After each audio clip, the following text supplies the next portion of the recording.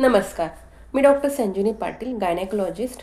काल रात्री 2 वाजता एमर्जन्सीमध्ये एक पेशंट आली, जिचं वय अराउंड 34 होतं.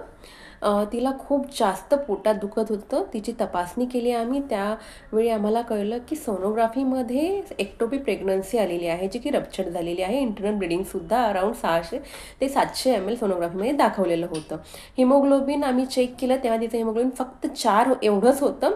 त्यानंतर आम्ही तिला एमर्जन्सी लॅप्रोटोमीसाठी घेतलं. तेव्हा आम्हाला इंटरनल ब्लड लॉस खूप जास्त आढळून आला, जो की 700-800 ml असावा. आणि तिची जी लेफ्ट साईडची फॅलोपियन ट्यूब आहे ती रप्चर्ड होती.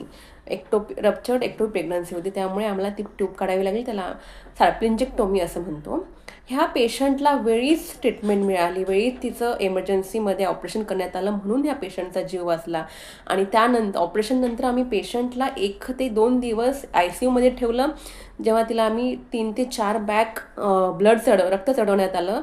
तिचं हिमोग्लोबिन बिल्टअप केलं. त्यानंतर ती 3 ते 4 दिवस वॉर्डमध्ये राहिली आणि आता ती सुखरूपरित्या डिस्चार्ज झालेली आहे. सो यामध्ये महत्त्वाचा मेसेज द्यायचा आहे, सेफ ॲबॉर्शन करायला हवं.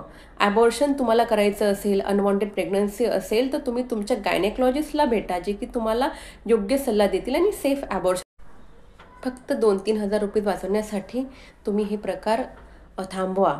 मेडिकलवाल्याकडनं ॲबॉर्शन पिल न घेता तुम्ही गायनेकोलॉजिस्टचा योग्य तो सल्ला घेऊनच सेफ ॲबॉर्शन करा आणि कॉम्प्लिकेशन्स टाळा. थँक्यू.